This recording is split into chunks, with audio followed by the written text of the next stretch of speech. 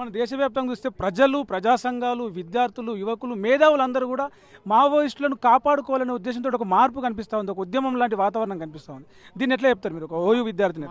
Maoist ప్రాణాలను కాపాడుకోవాలనుకుంటున్నాం, మనుషులు బతకాలని కోరుకుంటారు.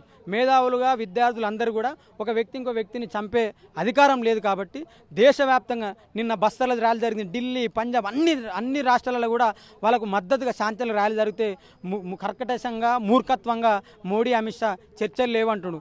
ఎందుకు అంటే వీళ్ళిద్దరు కూడా ట్రంప్ ఏజెంట్లు, వీళ్ళిద్దరు కూడా పెట్టుబడిదారి ఏజెంట్లకు బానిసలకు ఎప్పుడు కూడా ప్రేమ ఉండదు, ప్రజల మీద బానిసత్వం ఉండదు. కాబట్టి ఆ బానిసలకు ప్రజలు, ప్రజాస్వామికవాదులు, మేధావులు, విద్యార్థులు, కార్మికులు, కర్షకులు, యావత్ ప్రపంచం, యావత్ భారతదేశం మొత్తం కూడా ఇక్కడ ఉన్న పేదవాళ్ళందరూ కూడా వాళ్ళందరికీ గోరి కడతాడు.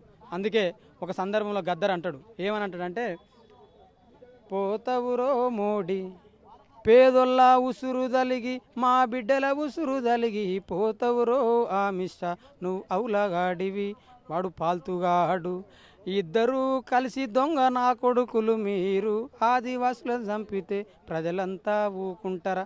కాబట్టి మేమందరం కూడా అంబేద్కర్ వాదులుగా ఈ ప్రజలను, ఈ భారత రాజ్యాంగాన్ని కాపాడుకుంటామని మేము తెలియజేస్తాం. ఓయూ విద్యార్థిని ఇక్కడ చదువుకొని ఉద్యమంలోకి వెళ్ళి తెలంగాణ ఉద్యమంలో పాల్గొని 10-12 ఏళ్ళుగా ఎవరైతే ఉన్నారో విజయలక్ష్మి ఓయూ నుంచే వెళ్ళింది. ఇప్పుడు ఇక్కడ ఓయూలో అలాంటి వాళ్ళకి ఇంకా మద్దతు పెడుతుంది, దాని గురించి మీరు ఏమంటారు?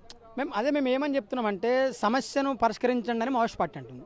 లేదు సమస్యల పరిష్కారం లేదు, మేము ఖచ్చితంగా ప్రజలను చంపేస్తామని మోడీ, అమిత్ షా అంటారు. ఆ అక్క పీజీ చేసిందండి ఆర్ట్స్ కాలేజ్లో, మోడీ కంటే ఎక్కువ చదువుకుంది, అమిత్ షా కంటే ఎక్కువ చదువుకుంది, వాళ్ళ క్యాబినెట్లో ఉండే మంత్రుల కంటే కూడా అక్క ఎక్కువ చదువుకుంది. మరి ఆ అక్కనే మావోయిస్ట్ వైపు ఆలోచన చేసిందంటే దాన్ని మనం చదువు చెప్పిన గురుల తప్పందామా, లేకపోతే ఈ ప్రజల పక్షం నిలబడి కొట్లాడినందుకు ఆమె తప్పందామా? ఎవరు తప్పు? ఈ పాలకుల తప్పు కదా. చదువుకున్న ఆమెకు ఉపాధి పెళ్ళి. మళ్ళీ గొప్ప విషయం ఏంటంటే అక్క తెలంగాణ ఉద్యమంలో ఉంది, తెలంగాణ అశేషమైన తెలంగాణ ప్రజల కోసం కొట్లాడింది, తెలంగాణ ప్రజల పక్షం నిలబడ్డది. మరి అక్కనే మావోయిస్ట్ పార్టీలో పోయిందంటే ఈ పాలకుల సమస్యలు పరిష్కరించలేదు కదా. పరిష్కరించకపోవడం వల్లనే ఆ అక్క అటువైపు అడుగులేసింది, ఆ అక్క అటువైపు ఉన్నదని మేము తెలియజేస్తున్నాం. ప్రపంచంలో ఏ మూల ఏ క్షణం ఏం జరుగుతుందో వేగంగా తెలుసుకోవడానికి తొలి వెలుగు వాట్సాప్ ఛానల్ని ఫాలో చేయండి.